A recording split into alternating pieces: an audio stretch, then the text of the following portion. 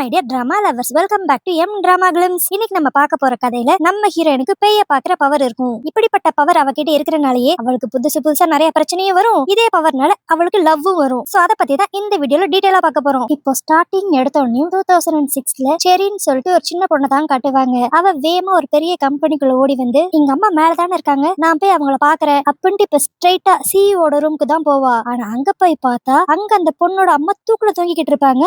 இத பார்த்துட்டு அந்த சின்ன பொண்ணு அப்படியே அரண்டடிச்சு கீழே விழுக, அப்போ அவளுக்கு பின்னாடி வெள்ளை கலர் கண்ணோட ஒரு பேய் இருக்கும். அத அப்படியே கொஞ்சம் கொஞ்சமா அந்த பொண்ணு கிட்ட வந்து இப்ப அப்படியே அந்த பொண்ணோட ஃபேஸ் எல்லாம் தொடும். இதனால அந்த பொண்ணு அப்படியே துடிச்சு புடிச்சு அலற அப்படியே அந்த இடத்துல ஒரு கட்டு. இப்போ இது எல்லாத்தையும் நினைச்சு பார்த்துட்டு 2026ல ஒரு பொண்ணு அலறி அடிச்சுட்டு இருந்திருப்பா. ஆக்சுவலி இவ தான் நம்ம கதையோட ஹீரோயின். இவ பேரு ஷெரி. இப்ப நம்ம கொஞ்ச நேரத்துக்கு முன்னாடி பார்த்த விஷயமும் இவ லைஃப்ல நடந்த விஷயம் தான் போல. அது இவளுக்கு அடிக்கடி கனவா வந்து இவளை போட்டு டிஸ்டர்ப் பண்ணிக்கிட்டே இருக்கு. இப்படி இவ காலங்காத்தாலேயே பயந்து எந்திரிக்க, அப்ப இவ பக்கத்துல கியூட்டா ஒரு பையன் நின்னுக்கிட்டு இருப்பான். என்னடா காலங்காத்தாலே இங்க வந்திருக்க அப்படிங்கிற மாதிரி நம்ம ஹீரோயின் கேப்பா. சரி அக்கா பையனா இருக்கும், அதான் இப்படி கேஷுவலா பேசுறா போல அப்படின்ட்டு பார்த்தா அங்க நிக்கிறது ஒரு குட்டி பேய். என்னன்னு பார்த்தா நம்ம ஹீரோயினுக்கு பேய்கள் எல்லாத்தையும் பாக்குற சக்தி இருக்கும் போல. அதனாலதான் ஏதோ மனுஷங்க கிட்ட பேசுற மாதிரி ஒரு பேய் கிட்ட பேசிக்கிட்டு இருக்கா. அதுக்கடுத்து நம்ம ஹீரோயின் இங்க இருந்து ஸ்ட்ரைட்டா ஒரு காஃபி ஷாப்புக்கு தான் போவா. அங்கதான் அவ வேலை பாக்குறா போல. இப்ப இவளை பார்த்தேன்னு இந்த ஓனர் லேடி அப்படியே, என்ன நைட் எல்லாம் தூங்கவே இல்லையா, கண்ணு கீழே இவ்வளவு பெரிய டார்க் சர்க்கிள்ஸ், தூங்கலாம் செஞ்சேன் ஆனா எனக்கு மறுபடியும் அந்த கனவு வந்து டிஸ்டர்ப் பண்ணிருச்சு அப்படிங்கிற மாதிரி சொல்லுவா. சோ அப்பதான் நம்மளுக்கு ஒரு விஷயம் தெரியுது, நம்ம ஹீரோனுக்கு இந்த மாதிரி கனவு அடிக்கடி வந்துகிட்டு இருக்கு போல.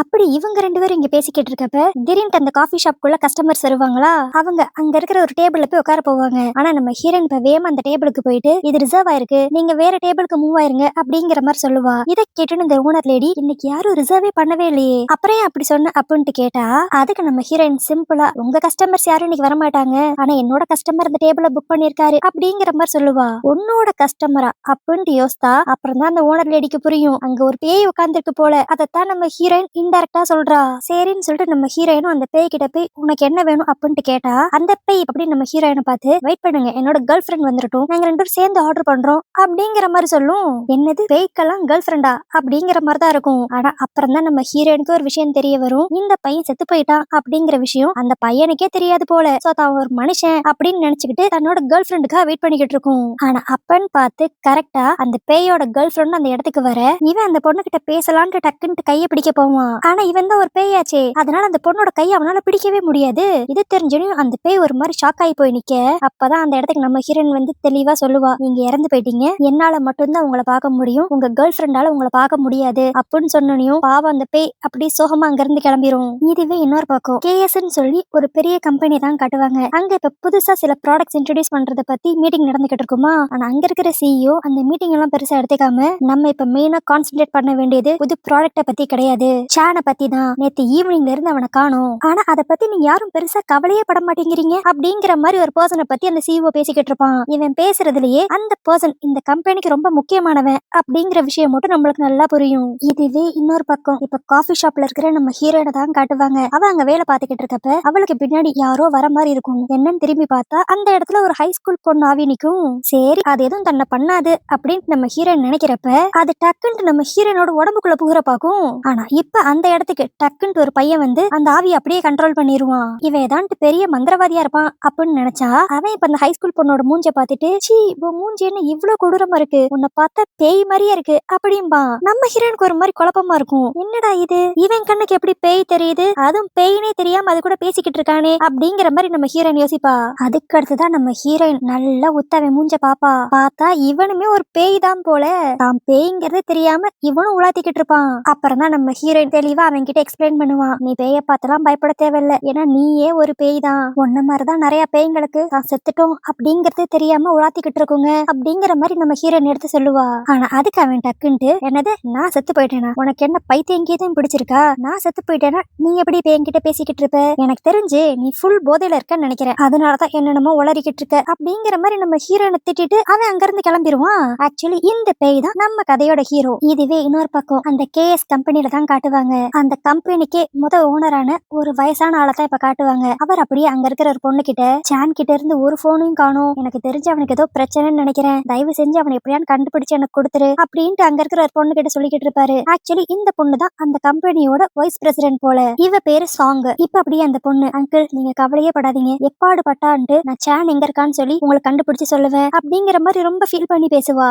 சோ இதுலயே நம்மளால நல்லா கெஸ் பண்ண முடியுது, சேனன் சொல்லி ஒரு முக்கியமான ஆள் இந்த கம்பெனில இருந்து காணா போயிருக்கான். இதெல்லாம் இப்படி ஒரு பக்கம் நடந்துகிட்டு இருக்க, இன்னொரு பக்கம் மறுபடியும் நம்ம ஹீரோவை தான் காட்டுவாங்க. அவன் அப்படியே ரோட்ல நம்ம ஹீரோயினை திட்டிக்கிட்டே போவான். அவளுக்கு என்ன பைத்தியமா, என்ன பார்த்து பேய்ங்கிறா, நல்லா தானே இருக்கேன் அப்படின்ட்டு புலம்பிட்டே போறப்ப தெரியாதரமா ரோட்ல ஒரு பொண்ணு இடிச்சிருவான். இதனால அவனும் பல தடவை அந்த பொண்ணு கிட்ட சாரி கேட்பான். ஆனா அந்த பொண்ணு இவனை கண்டுக்க கூட செய்யாது. அப்பதான் நம்ம ஹீரோக்கு ஸ்ட்ரைக் ஆகும், ஒருவேளை அவ சொன்ன மாதிரி உண்மையிலே நம்ம செத்து பேய் ஆயிட்டோமா அப்படின்ட்டு யோசித்து ரொம்ப குழம்பி போய் இப்ப ஸ்ட்ரைட்டா நம்ம ஹீரோயினை பார்க்கவே மறுபடியும் போயிருவான். இப்ப அங்க போய் மறுபடியும் நம்ம ஹீரோயின் கிட்ட அப்பனா நீ சொன்ன மாதிரி நான் இறந்துட்டேனா அப்படிங்கிற மாதிரி கேட்பான். நம்ம ஹீரோயினுக்கு இவனை பார்க்கவே பாவமா இருக்கும். அதனால ஒரு மாதிரி அப்படியே சோகமா, நீ அக்செப்ட் பண்ணிக்க விரும்பலனாலும் அதுதான் உண்மை, நீ இறந்து ஆவியா தான் இப்ப என்கிட்ட பேசிக்கிட்டு இருக்க அப்படிங்கிற மாதிரி சொல்லுவா. இதை கேட்டுட்டு நம்ம ஹீரோக்கு செமையா டென்ஷன் ஆயிரும். எனக்கு சின்ன வயசு, அதுக்குள்ள நான் எப்படி சாகலாம், இன்னும் நான் என்னென்னமோ என் வாழ்க்கையில பண்ணணும்னு ஆசைப்பட்டேன், நான் எப்படி அதுக்குள்ள சாகலாம் அப்படின்ட்டு செமையா டென்ஷன் ஆவான். ஆனா அந்த டென்ஷன்ல என்ன பண்றோம்னு தெரியாம இப்ப நம்ம ஹீரோனோட கையை போட்டு அப்படியே முறுக்க ஆரம்பிச்சிருவான். இதனால நம்ம ஹீரோன் இப்ப அப்படியே டென்ஷன் ஆகி கத்தி விட்டுருவா. தயவு செஞ்சு என் கையை விடு, எனக்கு புரியுது நீ செத்துட்டங்கிறத உன்னால அக்செப்ட் பண்ணிக்க முடியாதுதான், பட் அந்த கோவத்தை ஏன் மேல காட்டுறதுல எந்த ஒரு யூஸும் இல்ல அப்படிங்கிற மாதிரி சொல்லிட்டு நம்ம ஹீரோன் அங்க இருந்து கிளம்பிடுவா. அதுக்கடுத்து நம்ம ஹீரோயின் வேலையெல்லாம் முடிச்சுட்டு இப்ப அவ வீட்டுக்கு போனா அங்க அவ வீட்லயும் நம்ம ஹீரோ இருப்பான். என்னன்னு பார்த்தா காஃபி ஷாப்ல இருந்து வீடு வரைக்கும் ஃபாலோ பண்ணிட்டே வந்திருப்பான் போல. நீ என்ன என்னோட வீட்டுல பண்ற, நைட் ஆயிடுச்சு, இங்க இருந்து கிளம்பு, எதனால நீ காலையில வந்து பேசிக்கோ அப்படின்ட்டு நம்ம ஹீரோயின் அவனை வெளியே துரத்தான் பாப்பா. ஆனா அதுக்கு நம்ம ஹீரோ கேஷுவலா, ப்ளீஸ் ப்ளீஸ் நான் உன் கூட இதே வீட்லயே இருந்துக்கிறேனே, நான் செத்து போயிட்டேன் அப்படிங்கிற அதிர்ச்சியை என்னால இன்னும் தாங்க முடியல, இதுல உன்னை தவிர்த்து நான் வேற யார் கண்ணுக்கும் தெரியவே மாட்டேன், அட்லீஸ்ட் பேச்சு துணைக்கான்ட்டு ஒரு ஆள் வேணும்ல, அதனால நான் இங்கேயே தான் ஒரு ஓரமா இருந்துக்கிறேன் அப்படிங்கிற மாதிரி நம்ம ஹீரோ கேட்பான். ஆனா நம்ம ஹீரோயின் ஒத்துக்கவே மாட்டா, நீ வெளியே போ அப்படின்ட்டு தள்ள ஆரம்பிப்பா. ஆனா அப்ப நம்ம ஹீரோ டக்குன்ட்டு, எனக்கு இந்த இடத்தை விட்டா போகிறதுக்கு வேற இடமே இல்ல, ஏன்னா எனக்கு என்ன பத்தி எந்த ஒரு டீடைல்ஸும் தெரியல, அதனால நான் இப்ப யாருமே இல்லாத அனாதை அப்படிங்கிற மாதிரி எல்லாம் பேசுவான். இந்த மாதிரி இவன் பேசின உடனேயும் நம்ம ஹீரோனுக்கு ஒரு மாதிரி மனசு கஷ்டமாயிரும். அதனால நம்ம ஹீரோயினும் சரி இதே வீட்லயே இருந்துக்கோ அப்படின்ட்டு பெர்மிஷன் கொடுத்துருவா. ஆனா அவ பெர்மிஷன் கொடுத்த அடுத்த செகண்ட்லயே இப்ப அப்படியே நம்ம ஹீரோ கால் மேல கால் போட்டுக்கிட்டு, நீ பயப்படவே பயப்படாத, இந்த வீட்டுல நான் இருந்தாலும் உனக்கு எந்த தொந்தரவும் கொடுக்க மாட்டேன், மெயினா உன்கிட்ட தப்பா நடந்துக்கு வேணான்ட்டு நீ யோசிக்கவே வேண்டாம், ஏன்னா நீ எல்லாம் என்னோட டைப்பே கிடையாது அப்படிங்கிற மாதிரி ரொம்ப ஓவரா பேசுவான். நம்ம ஹீரோனுக்கு லைட்டா கடுப்பாகும். ஆனா அவ அப்படி சிரிச்சுக்கிட்டே, இந்த வீட்டுல படுத்து தூங்கணும்னு தானே ஆசைப்பட்டேன், தாராளமா நிம்மதியா படுத்து தூங்கு அப்படின்ட்டு அங்க இருந்து கிளம்பி போயிருவா. ஆனா அவ போன கொஞ்ச நேரத்திலேயே தூங்கிட்டு இருந்த நம்ம ஹீரோ திடீர்னு முழிப்பான். பார்த்தா அவனை சுத்தி 4-5 பேய் இருக்கும். இப்படி பேயெல்லாம் வந்து டிஸ்டர்ப் பண்ணும் அப்படிங்கறதான் நம்ம ஹீரோயின் இன்டெரக்டா சொல்லிட்டு சிரிச்சுக்கிட்டே உள்ள போயிருப்பா போல. ஆனா இப்படி நம்ம ஹீரோ மித்த பேயெல்லாம் பார்த்து பயப்படுறப்ப இப்ப டக்குன்னு அவன் இருட்டான ஒரு ரூம்குள்ள போயிருவான். அங்க இவனுக்கு முன்னாடி முடிய விரிச்சு போட்டுட்டு ஏதோ பொண்ணு இருக்கிற மாதிரி இருக்கும். யாருடா அது அப்படின்ட்டு பக்கத்துல போய் லைட்டா தொட்டா அதுவுமே ஒரு பேய் தான். அதுவும் இந்த பேய் வேற எதுவுமே கிடையாது, நம்ம ஹீரோயின் சின்ன பொண்ணா இருக்கிறப்போ ஒரு பேய பாத்திருப்பா, அடிக்கடி கூட அவளோட கனவுல வந்து டிஸ்டர்ப் பண்ணும்ல, அதே பேய். அந்த பேய் இப்ப அப்படியே கொஞ்சம் கொஞ்சமா நம்ம ஹீரோ பக்கத்துல வந்து அவன் அப்படியே தொட, நம்மளும் ஒரு கத்துவான் பார்க்கணும். கடைசியில பார்த்தா அவனுக்குமே அந்த பேய பத்தின கனவு தான் வந்திருக்கும். சே, கனவா இது, பேய்க்கே பேய் கனவா அப்படிங்கிற மாதிரி நம்ம ஹீரோ எந்திரிக்கலான்னு பார்த்தா அப்போ அவனுக்கு மேல 3 பேய் உட்காந்துருக்கும். ஆனா இதெல்லாம் கொஞ்சம் நல்ல பேய்ங்க போல. மெயினா நம்ம ஹீரோயின் வீட்லயே பல வருஷமா தங்கிக்கிட்டு இருக்க பேய்க. அதுங்கெல்லாம் அப்படியே நம்ம ஹீரோவை பார்த்து, என்ன புதுசா அந்த வீட்டுக்கு வந்திருக்கிற ரூம்மேட்டா அப்படிங்கிற மாதிரி நம்ம ஹீரோ கிட்ட கேட்டுக்கிட்டு இருக்குங்க. இவங்கள பார்த்தவனையும் நம்ம ஹீரோ லைட்டா கடுப்பாயிருவான். ஏற்கனவே வீட்டுல 3 பேய் வச்சுக்கிட்டு தான் நேத்து என்ன இந்த வீட்டை தங்க கூடாதுன்னு அவ ஓவரா பேசிக்கிட்டு இருந்தாளா, அவளை எங்க அப்படின்ட்டு இப்ப நம்ம ஹீரோனை தேடி போவான். ஆனா நம்ம ஹீரோயின் இப்ப அப்படியே சாதுவா சோஃபால படுத்துக்கிட்டு இருப்பாளா, சரி இவளை எழுப்பலாம் அப்படின்ட்டு அவன் பக்கத்துல போவான். ஆனா அப்போ அந்த வீட்டுல இருந்த ஒரு கிளவி பேய் அப்படியே, அவளை எழுப்பிடாத பாவம், அவளே இப்பதான் ரொம்ப நாள் கழிச்சு நல்லா தூங்குறா, அவளுக்கு இருக்கிற ஒரு சக்தினால அவ எப்ப பார்த்தாலும் ஏதாண்டு ஒரு பேய பாத்துக்கிட்டே தான் இருக்கா, பாவம் அவளோட வாழ்க்கையை நினைச்சா எனக்கே கஷ்டமா தான் இருக்கு அப்படிங்கிற மாதிரி அந்த கிளவி நம்ம ஹீரோனுக்காக ஃபீல் பண்ணி பேசும். இதெல்லாம் கேட்டோன்னையும் நம்ம ஹீரோவும் லைட்டா ஃபீல் பண்ண ஆரம்பிச்சிருவான். ஆமால நீங்க சொல்றது கரெக்ட் தான், ஒண்ணு அவ ஏதாண்டு ஒரு பேய்க்கு ஹெல்ப் பண்ற மாதிரி இருக்கு, இல்லனா சில பேய்ங்க அவளை பொசஸ் பண்ற மாதிரி வருது, அது மட்டும் இல்லாம இந்த வீட்டுல ஒரு நாள் தங்கினதுக்கே எனக்கு கண்ணு இல்லாத பேயெல்லாம் கனவுல வருது அப்படிங்கிற மாதிரி அவன் சொல்லுவானா. கேட்டோன்னு அப்படியே அந்த பாட்டியோட மூஞ்சியே மாறிடும். என்னது கண்ணு இல்லாத பேயா, எங்க உன் கனவுல வந்த பேய பத்தி எனக்கு டீட்டெயிலா சொல்லு அப்படின்ட்டு கேட்க, அப்பதான் நம்ம ஹீரோ சொல்லுவான், அது வெள்ளை ட்ரெஸ் போட்டுருந்துச்சு, முடியெல்லாம் விரிச்சு போட்டுட்டு மெயினா அது கண்ணே ஃபுல்லா வெள்ளையா இருந்துச்சு அப்படிங்கிற மாதிரி சொல்லிக்கிட்டு இருப்பானா.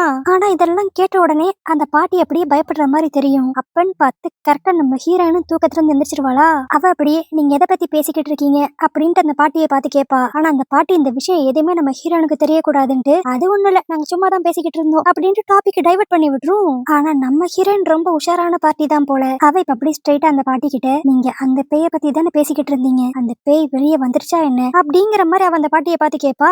இப்ப இவனுக்கும் அந்த பேய் கனவுல வருது அப்படின்னு தெரிஞ்ச உடனே நம்ம ஹீரோயின் இவனை பத்தி நிறைய விஷயங்கள் தெரிஞ்சுக்கணும்னு நினைப்பா. அதனால ஃபர்ஸ்ட் இவனுக்கு எது வரைக்கும் அவனோட வாழ்க்கையை பத்தி ஞாபகம் இருக்கு அப்படிங்கறது தெரிஞ்சுக்கிறதுக்காக நம்ம ஹீரோக்கு அவன் மைண்ட்ல எந்தெந்த இடங்கள்லாம் ஞாபகம் இருக்கோ அங்கெல்லாம் அவ கூட்டு போவா. ஆனா அங்க போய் வெயில்ல உட்காந்தனையும் நம்ம ஹீரோ புலம்ப ஆரம்பிப்பான். ரொம்ப வெக்கையா இருக்கு, ரொம்ப சூடா வேற காத்தடிக்குது அப்படிங்கிற மாதிரி புலம்புவானா. ஆனா இதை கேட்டோன்னு நம்ம ஹீரோனோட மூஞ்சி அப்படியே மாறிடும். அதுக்கடுத்து இப்ப அப்படியே டப்புன்ட்டு நம்ம ஹீரோட மண்டையில 2 போடு போடுவா பாக்கணும். நம்ம ஹீரோ ஏண்டி என்ன சும்மா சும்மா அடிக்கிற, வலிக்குது அப்படிங்கிற மாதிரி சொல்லுவானா.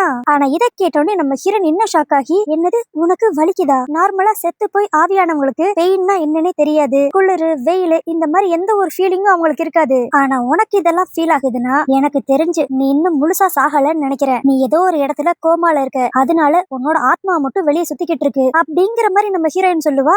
இதை கேட்டோன்னே நம்ம ஹீரோக்கு பேச்சே வராது, அப்படியே ஒரு ரெஸ்பான்ஸ் இல்லாம இருப்பான். அப்ப நம்ம ஹீரோன் அப்படியே, நம்ம சீக்கிரமா உன்னோட மெமரி எல்லாத்தையும் திரும்ப கொண்டு வந்து எப்படியான்ட்டு ஒன்னு உடம்புலயே சேர்க்கணும். ஆனா அதுக்கு முன்னாடி இப்ப எனக்கு வேலைக்கு டைம் ஆயிடுச்சு, நான் காஃபி ஷாப்க்கு போறேன் அப்படின்ட்டு நம்ம ஹீரோன் அங்க இருந்து கிளம்பிடுவா. ஆனா அவ கிளம்புனக்கு அடுத்தும் நம்ம ஹீரோ அப்படியே பேயறிஞ்ச மாதிரியே உட்காந்துருப்பான். அப்ப அப்படியே அவ இவ்வளவு நேரம் என்கிட்ட ஏதோ சொல்லிக்கிட்டு இருந்தா, ஆனா என்னன்ட்டு ஒன்னும் கேட்கல. அவ அடிச்ச அடியில காது கேட்காம போயிருச்சு. என்ன சொன்னா அப்படின்ட்டு மறுபடியும் கேட்டா அதுக்கு வேற 10 மணி நேரம் கிளாஸ் எடுப்பா. பேசாம புரிஞ்ச மாதிரியே மண்டையாட்டிக்குவோம் அப்படிங்கிற மாதிரி நம்ம ஹீரோ நினைச்சுக்குவான். சோ தான் இன்னும் உயிரோட தான் இருக்கும் அப்படிங்கிற விஷயம் நம்ம ஹீரோக்கு இன்னும் தெரியாது போல.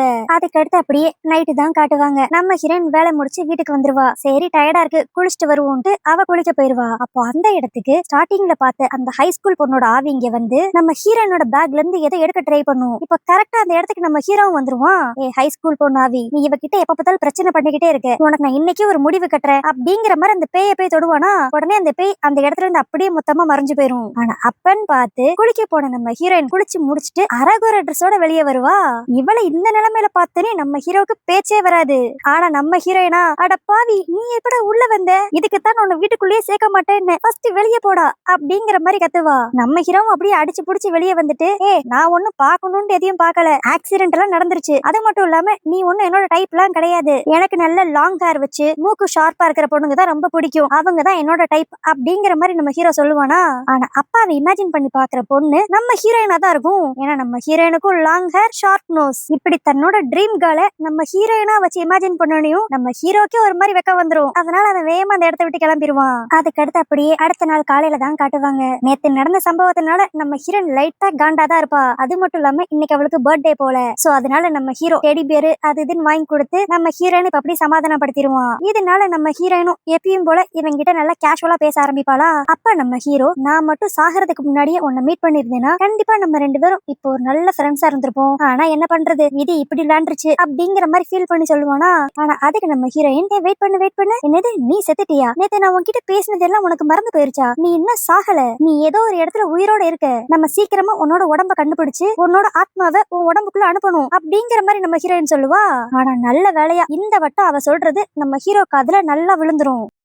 இது தெரிஞ்சோடனே நம்ம ஹீரோ சந்தோஷப்படுவான்னு சொல்லி பார்த்தா அவன் அப்படியே அந்த மெயின் ரோட்டுக்கு வந்து கதறி கதறி அழுக ஆரம்பிப்பான். எனக்கு ஏதோ ஞாபகம் வர மாட்டேங்குது, நான் இன்னும் உயிரோட தான் இருக்கேன், ஆனா எனக்கு இந்த காஃபி ஷாப் அப்புறம் இந்த ரோடு இதை தவிர்த்து எதுவுமே ஞாபகம் வர மாட்டேங்குது, நான் திரும்பி என்னோட வாழ்க்கையை வாழ ஆரம்பிக்கணும் அப்படிங்கிற மாதிரி ரொம்ப ஃபீல் பண்ணி அழுவான். ஆனா இவன் என்ன அழுதாலும் இவனுக்கு ஒண்ணு கூட அவனை பத்தி ஞாபகமே வராது. அப்ப நம்ம ஹீரோயின் தான் அப்படியே அவனை ஹக் பண்ணி அவனுக்கு ஆறுதல் சொல்லுவா. கவலைப்படாத, நம்ம எப்படியான்ட்டு உன்னோட மெமரி எல்லாம் திரும்பி கொண்டு வந்து உன்னை மறுபடியும் உன்னோட உடம்புக்கு அனுப்புற வேலையை பார்க்கலாம் அப்படிங்கிற மாதிரி அவன் நம்ம ஹீரோவோட தோல்ல கை வச்சுட்டே பேசுவாளா. ஆனா இப்படி கை வச்சிருக்கப்பயே நம்ம ஹீரோனுக்குள்ள ஒரு புதுசா ஒரு ஃபீலிங் வர மாதிரி தெரியும். ஆனா அவன் பார்த்து கரெக்டா அங்க ஒரு கார் வேமா வந்து நிக்க இந்த சத்தம் கேட்டனையும் நம்ம ஹீரோட மைண்டுக்கு ஏதோ ஸ்ட்ரைக் ஆகிற மாதிரி இருக்கும். அதாவது அங்க இதே ரோட்ல ரோட் கிராஸ் பண்றதுக்காக நின்னுக்கிட்டு இருந்திருப்பான். அப்போ இவனுக்கு பின்னாடி திடீர்னு ஒரு ஆள் வந்து இவனுக்கு ஒரு இன்ஜெக்ஷன் போட்டு அப்படியே ஒரு கார் முன்னாடி தள்ளி விட்டுருப்பான். சோ அதுக்கடுத்து தான் நம்ம ஹீரோக்கு ஆக்சிடென்ட் ஆகி அவன் கோமாக்கு போய் அவன் ஆத்மா மட்டும் தனியா சுத்திக்கிட்டு இருக்கு. இப்ப இந்த விஷயங்கள் மட்டும் நம்ம ஹீரோக்கு ஞாபகம் வரும். இதுவே இன்னொரு பக்கம் அந்த கேஎஸ் கம்பெனில தான் காட்டுவாங்க.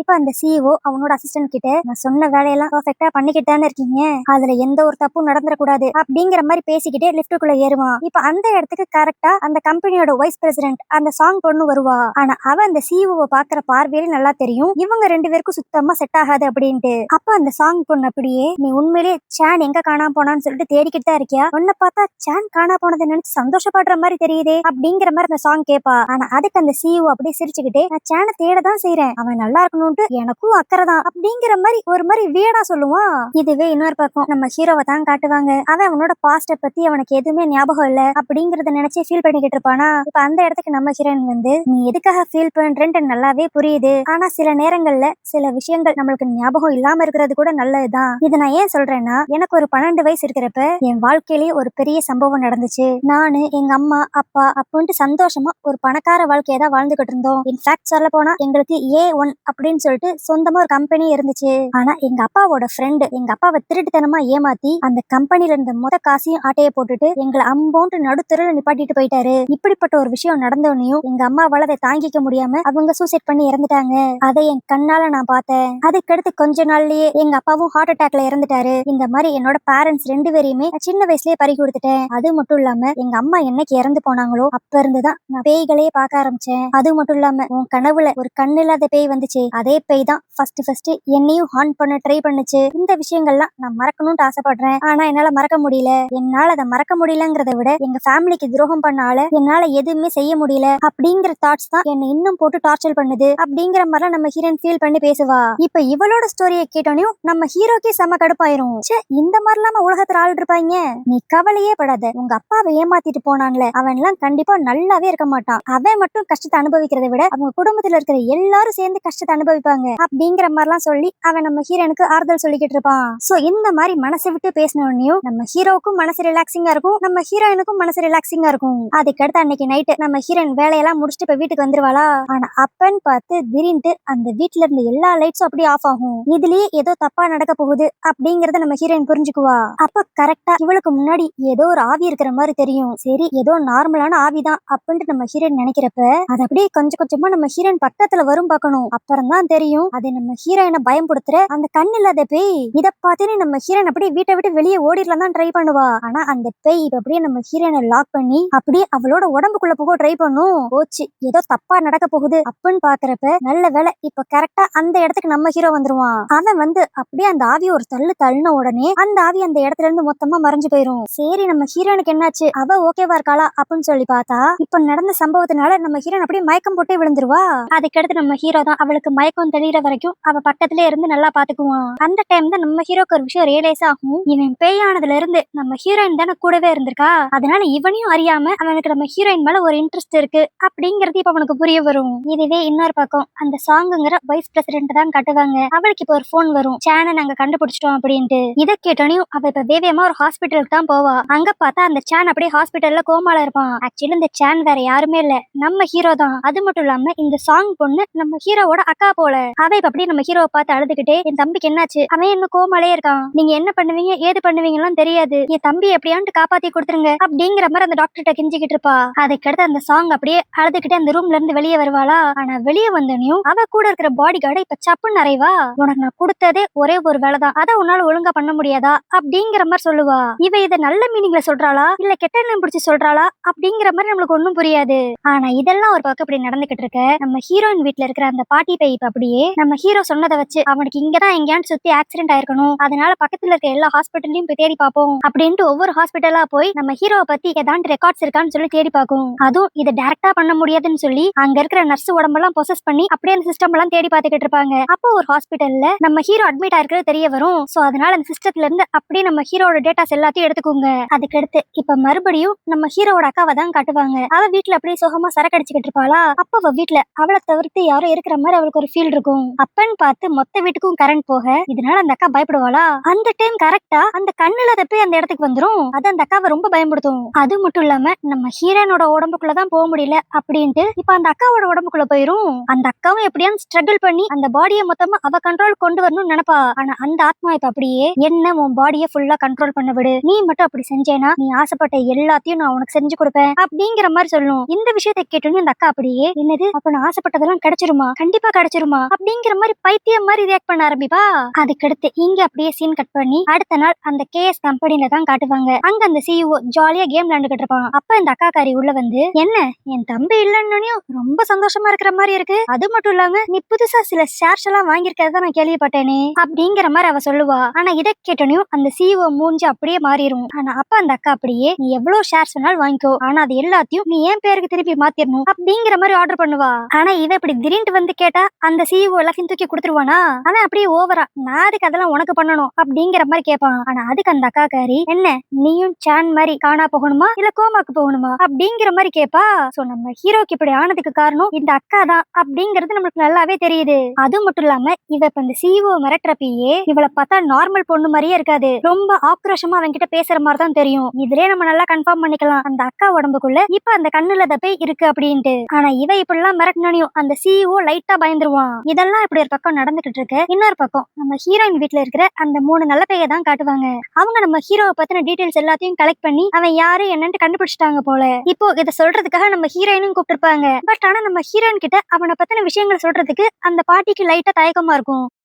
என்னன்னு பார்த்தா நம்ம ஹீரோ ஆக்சுவலி அந்த கேஎஸ் குரூப்போட ஓனரோட பையன் தான். ஆனா இந்த கேஎஸ் கம்பெனி இதுக்கு முன்னாடி A1 கம்பெனி அப்படிங்கிற நேம்ல இருந்திருக்கு போல. இந்த விஷயத்த அந்த பாட்டி சொன்ன உடனே நம்ம ஹீரோயினோட மூஞ்சே அப்படியே மாறிடும். ஏன்னா அந்த A1 கம்பெனிங்கிறது நம்ம ஹீரோயினோட அப்பாவோட கம்பெனி. நம்ம ஹீரோயினோட பேரண்ட்ஸ் இறந்து போனதுக்கு காரணமே அவங்க அப்பாவோட ஃப்ரெண்டு அந்த கம்பெனில இருக்கிற பணத்தை எல்லாம் எடுத்துட்டு ஓடுனனால தானே. சோ இவங்க சொல்ற டீடைல்ஸ் எல்லாம் வச்சு பார்த்தா அந்த ஃப்ரெண்டு வேற யாருமே இல்ல நம்ம ஹீரோவோட அப்பா. இந்த விஷயம் தெரிஞ்சோன்னே நம்ம ஹீரோயினுக்கு கொஞ்சம் கஷ்டமா தான் இருக்கும். பட் இருந்தாலும் பாஸ்ட்ல நடந்த விஷயத்துக்கும் நம்ம ஹீரோவுக்கும் எந்த சம்பந்தமும் இருக்காது. அதனால அவளுக்கு இன்னும் நம்ம ஹீரோ மேல ஒரு கன்சர்ன் இருக்கும். ஆனா அப்ப அப்படியே அந்த பாட்டி அந்த கண் இல்லாத பேய்க்கும் அந்த கம்பெனிக்கும் ஏதோ ஒரு சம்பந்தம் இருக்கு. அதனாலதான் அது சின்ன வயசுலயே உன்னை பொசஸ் பண்ண ட்ரை பண்ணுச்சு. இப்பயும் உன்னை பொசஸ் பண்ண ட்ரை பண்ணுச்சு. நல்ல வேலை அந்த இடத்துக்கு சான் வந்தனால அந்த ஆத்மா அங்க இருந்து போயிருச்சு. அது மட்டும் இல்லாம சான் கிட்ட ஏதோ ஒரு பவர் இருக்கு. அதனாலதான் அந்த பேய் அந்த இடத்துல இருந்து அவனை பார்த்து பயந்து போயிருக்கு. சோ நம்ம இதை வச்சே அந்த கண் இல்லாத பேயை மொத்தமா அழிச்சிடலாம். ஏன்னா அந்த பேய் ஏதோ ஒரு கெட்ட எண்ணத்துலதான் உடம்புக்குள்ள வரணும்ட்டு ஸ்டார்டிங்ல இருந்து துடிச்சுக்கிட்டு இருக்கு. அதனால சானை வச்சு அந்த பேய்க்கு ஒரு முற்றுப்புள்ளி வச்சிடலாம் அப்படிங்கிற மாதிரி அந்த பாட்டி சொல்லும். ஆனா அப்ப அவங்க குரூப்ல இருந்த ஒரு பையன் ஆனா அந்த ஆவிய கண்டிப்பா சான் தோக்கடிச்சிருவான்ட்டு நீங்க எந்த நம்பிக்கையில சொல்றீங்க? சப்போஸ் பேக் ஃபயர் ஆச்சுன்னா சானோட ஆத்மா மொத்தமா அழிஞ்சு போயிரும். அதுக்கடுத்து அவனோட உடம்புக்குள்ள அவனால போகவே முடியாது அப்படிங்கிற மாதிரி அவன் சொல்லுவானா. இதை கேட்டனும் அந்த பாட்டி அப்படியே நம்ம ஹீரோயின் கிட்ட ஒரு பாக்ஸ் ஒண்ணு கொடுப்பா. இது வந்து ஈவில் ஸ்பிரிட்ட பிடிக்கிறதுக்கான பாக்ஸ் போல. இதை மட்டும் அவ ஏதாவது ஒரு பேய் கிட்ட வச்சு ஓபன் பண்ணானா அந்த பேய் ஆட்டோமேட்டிக்கா அந்த பாக்ஸ் குள்ள போய் அடைஞ்சிரும். சோ நீ கரெக்டான சந்தர்ப்பம் பார்த்து அந்த கண்ணு இல்லாத பேய எப்படியான்ட்டு இதுக்குள்ள அடைக்க ட்ரை பண்ணு அப்படிங்கிற மாதிரி சொல்லி அந்த பாட்டி நம்ம ஹீரோயின் கிட்ட அந்த பாக்ஸ கொடுத்துரும். ஆனா இவங்க 3 பேர் இப்படி பேசிக்கிட்டு இருக்கிறத நம்ம ஹீரோ ஒரு ஓரமா நின்னு கேட்டுருவான். இதனாலேயே இவன் யாரு என்ன அப்படிங்கிற டீடைல்ஸ் அவனுக்கு தெரிஞ்சிடும். அது மட்டும் இல்லாம ஹீரோயினோட குடும்பம் அழிஞ்சதுக்கு காரணம் இவனோட குடும்பம் தான் அப்படிங்கிற விஷயமும் நம்ம ஹீரோக்கு தெரிஞ்சிடும். இதுவே இன்னொரு பக்கம் மறுபடியும் அந்த சிஇஓ தான் காட்டுவாங்க. அவன் அப்படி டென்ஷன்ல புலம்பிக்கிட்டு இருப்பான். அந்த சாங்குக்கு என்னாச்சு திடீர்னு திமிர் பிடிச்சாப்புல என்கிட்டயே வந்து என்னோட ஷேர்ஸ கேக்குறா. அதை எப்படி நான் எல்லாத்தையும் ஈஸி அவ பேருக்கு எழுதி வைப்பேன். அவ முந்தி மாதிரியே இல்ல. அவகிட்ட ஏதோ ஒரு வித்தியாசம் இருக்கு அப்படிங்கிற மாதிரி அவன் அந்த சாங்க தேட்டி பேசிக்கிட்டு இருப்பானா. இப்ப மறுபடியும் அந்த சாங் அந்த ஆபீஸ் ரூம்குள்ள வருவா. வந்தவ இந்த வட்டம் சாதுவாலாம் பேச மாட்டா. அந்த சிஇஓ போட்டு ரொம்ப மிரட்டுவா. நீ சீக்கிரமே உன்னோட ஷேர்ஸ் எல்லாத்தையும் என் பேர்ல எழுதணும் அப்படின்ட்டு. ஆனா அதுக்கு அந்த சிஇஓ வழக்கம் போல ஒத்துக்க மாட்டானா. ஆனா அப்ப அவ அப்படியே அந்த சிஇஓட அசிஸ்டன்ட பார்த்து ஒரு முறைதான் முறைப்பா. அதுக்கடுத்து அந்த அசிஸ்டன்ட் ஒரு மாதிரி வினோதமா நடந்துகிட்டு அந்த சிஇஓ கொல்ற மாதிரி வருவான். போச்சு சிஇஓ கதை முடிய போகுது அப்படின்னு நினைக்கிறப்ப இப்ப திடீர்னு அந்த சாங்க யாரும் அட்டாக் பண்ண ஆரம்பிப்பாங்க. என்னன்னு பார்த்தா நம்ம ஹீரோக்கு அவனை பத்தின விஷயங்கள் எல்லாம் தெரிஞ்ச உடனே அவனும் இந்த ஆபீஸ் ரூமுக்கு வந்து ஒளிஞ்சிருந்திருப்பான் போல. அதுக்கடுத்து தன்னோட அக்காக்காரி நல்லவ இல்லன்னு தெரிஞ்ச உடனே அவன் அந்த அக்காவை அட்டாக் பண்ண ஆரம்பிப்பான். ஆனா அப்படி சண்டை போடுறப்பதான் அக்கா உடம்புக்குள்ள அந்த ஆத்மா இருக்கு அப்படிங்கிற விஷயத்த நம்ம ஹீரோ கண்டுபிடிச்சு ரொம்ப ஃபோர்ஸ்ஃபுல்லா சண்டை போடுவான். ஆனா அந்த அக்கா அப்படியே நம்ம ஹீரோவை தள்ளி விட்டு சைக்கிள் கேப்ல அந்த ரூம்ல இருந்து எஸ்கேப் ஆயிருவா. ஆனா இப்படி இன்னொரு பேய் கூட சண்டை போட்டனால நம்ம ஹீரோக்கு ரொம்ப உடம்பெல்லாம் வீக்கா இருக்கும் போல. அதனால எப்படியோ மேனேஜ் பண்ணிட்டு இப்ப அந்த காஃபி ஷாப் போய் அதே இடத்துல மயக்கம் போட்டு விழுந்துருவான். நல்ல வேலை அப்புறம் நம்ம ஹீரோயின் தான் அவனை பார்த்து இப்ப வீட்டுக்கு கூட்டு வந்துருவாளா. இப்ப ரொம்ப நேரம் கழிச்சுதான் நம்ம ஹீரோ கண்ணே திறப்பான். பார்த்தா நம்ம ஹீரோயின் அந்த மித்த 3 பேர் எல்லாரும் இவனை சுத்தி உட்காந்துட்டு அப்படியே ஒரு மாதிரி குறு குறு குறுன்னு பாத்துக்கிட்டு இருப்பாங்க. உனக்கு என்னாச்சு? ஏன் இவ்வளவு அடி உன் உடம்புல இருக்கு? எங்களுக்கு தெரியாம நீ எதுவும் பிரச்சனையில மாட்டிக்கிட்டியா அப்படிங்கிற மாதிரி அந்த பாட்டியும் நம்ம ஹீரோயினும் கேட்பாங்க. ஆனா நம்ம ஹீரோ நடந்த முழு உண்மையும் அவங்க கிட்ட சொல்லாம அது ஒண்ணும் இல்ல எனக்கு என்னோட மெமரி எல்லாம் லைட்டா ஞாபகம் வந்துச்சு. நான் அந்த கம்பெனியோட ஓனரோட பையன் தான். சரி அதான் அந்த கம்பெனிக்கு போனா இன்னும் வேற ஏதாண்டு ஞாபகம் வருதான்னு சொல்லி பாக்குறதுக்காக அங்க போனேன். பட் ஒன்னும் ஞாபகம் வரல. அப்ப தெரியாதனமா நான் ஸ்லிப் ஆகி கீழே விழுந்துட்டேன். அதுல பட்ட அடிதான் மத்தபடி ஒண்ணும் இல்ல அப்படிங்கிற மாதிரி அங்க நடந்த எந்த விஷயத்தையும் நம்ம ஹீரோ சொல்லாம மறைச்சிருவான். இதுவே இன்னொரு பக்கம் அந்த அக்காவை தான் காட்டுவாங்க. அவ இப்ப லைட்டா அவளோட பாடியை கண்ட்ரோல் எடுத்துருப்பா போல. அதனால அந்த பேய் கிட்ட இப்ப அப்படி கத்தி சண்டை போடுவா. தயவு செஞ்சு என்னோட உடம்புல இருந்து போயிரு. என்னால எதையுமே தாங்கிக்க முடியல. அப்படியே எனக்கு எரியற மாதிரி இருக்கு. சீக்கிரம் என் உடம்பு விட்டு வெளியே போ அப்படிங்கிற மாதிரி கத்துவா. ஆனா அதுக்கு அந்த பேய் அப்படியே நீ உன்னோட ஆசையை நிறைவேற்றிக்கணுங்கிறதுக்காக தானே என்ன இந்த உடம்புக்குள்ள அலோவ் பண்ண. அதனால உன் ஆசையெல்லாம் நிறைவேற வரைக்கும் இன்னும் கொஞ்சம் பொறுமையா இரு. ஏன்னா நம்ம 2 பேருக்கும் காமனான எதிரி உன்னோட தம்பி தான். உன்னோட தம்பி அழிஞ்சிட்டானா அந்த கம்பெனி மொத்தமும் உனக்கு. அதே மாதிரி அவன் அழிஞ்ச கடுத்து நான் ஈஸியா அந்த ஷெரியோட உடம்புக்குள்ள போயிருவேன். ஏன்னா அவகிட்ட பேய்களை கனெக்ட் பண்ற பவர் இருக்கு. எனக்கு அதுதான் வேணும் அப்படிங்கிற மாதிரி அந்த கண்ணுல அதை பேய் சொல்லிக்கிட்டு இருக்கும். இதனால இப்ப அந்த அக்காவுக்கும் வேற வழியே இருக்காது. அந்த பேய் சொல்றதெல்லாம் கேட்டுட்டு அந்த பேய அவ உடம்புலயே தான் வச்சிருப்பா. அதுக்கடுத்து அப்படியே அடுத்த நாள் அந்த காஃபி ஷாப்ல தான் காட்டுவாங்க. நம்ம ஹீரோ ஹீரோயின் அந்த மித்த 3 நல்ல பேய்ங்க எல்லாருமே அங்கதான் இருப்பாங்களா. ஆனா அப்ப எதிர்பாராத விதமா டக்குன்னு நம்ம ஹீரோயினை யாரோ கடத்திட்டு போயிருவாங்க. இத நம்ம ஹீரோ பார்த்துட்டு அப்படியே வேகமா அந்த கார் பின்னாடியே ஓடுவான். பட் இருந்தாலும் அவனால அந்த காரை ட்ராக் பண்ண முடியாது. இப்ப நம்ம ஹீரோயின் எந்த சைடு போனா அப்படிங்கிற விஷயம் கூட அவனுக்கு தெரியாது. இப்ப டக்குன்ட்டு மறுபடியும் அந்த காஃபி ஷாப் போய் அந்த ஓனர் லேடியோட போன்ல இருந்து நம்ம ஹீரோயினோட லொகேஷன் எங்க இருக்கு அப்படிங்கிற மாதிரி ட்ராக் பண்ணுவான். அதுல பார்த்தா அது ஏதோ ஒரு பழைய குடோனை தான் காட்டும். அதனால இப்ப நம்ம ஹீரோவும் அந்த மித்த 3 நல்ல பேய்களும் அந்த குடோனுக்கு போயிருவாங்க. இதுவே இன்னொரு பக்கம் நம்ம ஹீரோயினை தான் காட்டுவாங்க. அவளை இப்ப அந்த குடோனுக்கு கடத்திட்டு வந்தது அந்த அக்காக்காரி தான் போல. இவளை பார்த்தோன்னே நம்ம ஹீரோனுக்கும் தெரிஞ்சிரும் இது ஹீரோவோட அக்கா அப்படின்ட்டு. நீங்க இதெல்லாம் பண்ணிக்கிட்டு இருக்கீங்க, என்ன இங்க இருந்து போக விடுங்க அப்படிங்கிற மாதிரி நம்ம ஹீரோயின் கத்துவாளா. அப்ப அந்த அக்கா அப்படியே மெதுவா வந்து நம்ம ஹீரோயினை தொடுவா. அவளை தொட்ட உடனே அந்த அக்காவோட கண் அப்படியே ஃபுல்லா கருப்பா மாறிடும். இதுலயே நம்ம ஹீரோயின் கண்டுபிடிச்சிருவா இந்த அக்கா உடம்புக்குள்ளதான் அந்த கண்ணு இல்லாத பேய் இருக்கு அப்படின்ட்டு. ஆனா அப்பன்னு பார்த்தா அந்த அக்கா அப்படியே திடீர்னு வீடா நடக்க ஆரம்பிப்பா. என் உடம்புக்குள்ள இருந்து இப்ப நீ வெளியே வராத, என் தம்பியை போட்டு தள்ளுற வரைக்கும் வெயிட் பண்ணு அப்படிங்கிற மாதிரி கத்திக்கிட்டு இருப்பா. என்னன்னு பார்த்தா இப்ப நம்ம ஹீரோயின் கிடைச்ச உடனே அந்த கண்ணு இல்லாத பேய் நம்ம ஹீரோனோட உடம்புக்குள்ள போகணும்னு ஆசைப்படுது. ஆனா அதுக்கு அந்த அக்கா விட மாட்டேங்கிறா. என் உடம்புல இரு, என் தம்பியை கொண்டு கடத்து போ அப்படிங்கிற மாதிரி அவ ஒரு பக்கம் அந்த பேய் கிட்ட டீல் பேசிக்கிட்டு இருப்பா. ஆனா அப்பன்னு பார்த்து கரெக்டா நம்ம ஹீரோ அந்த இடத்துக்கு வந்துருவான். வந்த உடனே அந்த அக்காவுக்கும் நம்ம ஹீரோவுக்கும் செமையா ஃபைட்லாம் நடக்கும். அந்த டைம் நம்ம ஹீரோக்கும் ஹீரோயினுக்கும் ஹெல்ப் பண்ற மாதிரி அந்த 3 நல்ல பேய்களும் இப்ப அந்த அக்காவோட உடம்பு அப்படியே ஸ்ட்ராங்கா பிடிச்சுக்குங்க.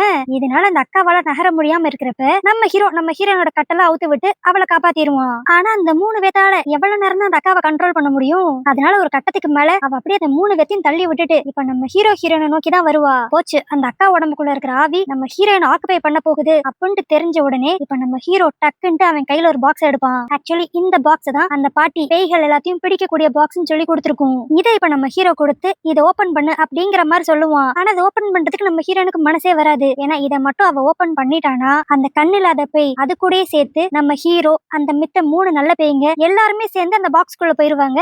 இதனால நம்ம ஹீரோன் முடியாதுங்கிற மாதிரி தான் சொல்லுவா. ஆனா நம்ம ஹீரோ வலுக்கட்டாயமா அவ கையை பிடிச்சு அப்படியே அந்த பாக்ஸ் ஓபன் பண்ணிடுவான்.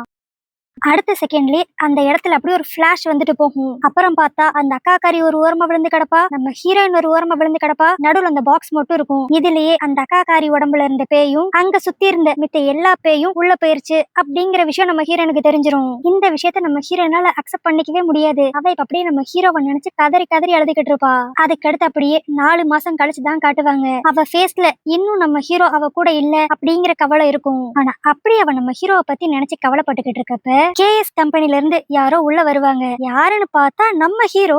இவனை பார்த்தோன்னே நம்ம ஹீரோனுக்கு எப்படி ரியாக்ட் பண்ணணும்னு தெரியாது. சந்தோஷப்படுறதா இல்ல ஆச்சரியப்படுறதா அப்படிங்கிற மாதிரி தான் குழப்பத்துல இருப்பா. அப்புறம் தான் அவளுக்கு ஒரு விஷயம் ஸ்ட்ரைக் ஆகும். ஆக்சுவலி நம்ம ஹீரோ என்னதான் ஆவியா சுத்திக்கிட்டு இருந்தாலும் அவன் உண்மையிலே இறந்து போயிருக்க மாட்டான், கோமால தான் இருந்திருப்பான். அதனால அன்னைக்கு பாக்ஸ திறந்தப்ப சுத்தி இருந்த மித்த பேய் எல்லாம் அந்த பாக்ஸ்குள்ள போயிருக்கும். ஆனா நம்ம ஹீரோ மட்டும் கரெக்டா அவனோட உடம்புக்கே போயிருப்பான். சோ இப்ப அவன் உயிரோட இருக்கான் அப்படின்னு தெரிஞ்சோடனே நம்ம ஹீரோனுக்கு செம ஹாப்பியா இருக்கும். ஆனா இதுவே இன்னொரு பக்கம் நம்ம ஹீரோவை தான் காட்டுவாங்க. அவன் அப்படியே நம்ம ஹீரோயினை பார்த்து, மேடம் நீங்க என்ன அப்ப இருந்து என்னையவே பாத்துக்கிட்டு இருக்கீங்க, இதுக்கு முன்னாடி நம்ம மீட் பண்ணிருக்கோமா அப்படின்னு கேட்பான். என்னன்னு பார்த்தா இவன் ஆத்மா வெளியே இருந்தப்ப என்னென்னலாம் நடந்துச்சோ அது எல்லாமே உனக்கு மறந்து போயிருக்கும் போல. இந்த விஷயம் தெரிஞ்சோடனே நம்ம ஹீரோனுக்கு லைட்டா கஷ்டமா தான் இருக்கும். பட் இருந்தாலும் ஹீரோ உயிரோட இருக்கானே அப்படின்ட்டு அவ சந்தோஷப்படுறப்ப இப்ப டக்குன்ட்டு நம்ம ஹீரோ என்ன நினைச்சான்னு தெரியல, எனக்கும் உங்களை பார்த்தா எங்கேயோ பார்த்த மாதிரிதான் இருக்கு, அதுவும் மெயினா ஏதோ ஒரு ஸ்பெஷல் பாண்ட் நம்மளுக்குள்ள இருக்கிற மாதிரி எனக்கு ஃபீல் இருக்கு அப்படின்பா. நீங்க சொன்ன மாதிரி நம்மளுக்குள்ள ஒரு ஸ்பெஷல் பாண்ட் இருக்கு, ஆனா அதெல்லாம் உங்களுக்கு தான் மறந்துருச்சு, நான் வேணா அதெல்லாம் ஞாபகப்படுத்துறேன் அப்படிங்கிற மாதிரி சொல்றதோட இந்த கதையை இங்க முடிப்பாங்க. சோ இதுக்கு அடுத்து எப்படியும் நம்ம ஹீரோ நடந்தது எல்லாத்தையும் நம்ம ஹீரோ கிட்ட சொல்லுவா. அதுக்கடுத்து மறந்து போன விஷயங்கள் எல்லாம் நம்ம ஹீரோக்கு மறுபடியும் ஞாபகம் வரும். அப்புறம் என்ன இவங்க ஹாப்பியா ஒன்னா சேர்ந்துருவாங்க அப்படிங்கிற மாதிரி காமிச்சு ஒரு ஹாப்பி எண்டிங்கோட இந்த கதை இங்க முடிச்சிருக்காங்க. சோ என்ன கைஸ், இந்த கதை உங்களுக்கு பிடிச்சிருந்துச்சா லைக் பண்ணிருங்க, ஹைப் பண்ணிருங்க, அப்படியே உங்க ஃப்ரெண்ட்ஸ் எல்லாருக்கும் ஷேர் பண்ணிருங்க. மறக்காம என்னோட சேனல் சப்ஸ்கிரைப் பண்ணிருங்க. வேற ஒரு கதையோட வேற ஒரு வீடியோ வந்து பாக்குறேன். அது வரைக்கும் பபாய்.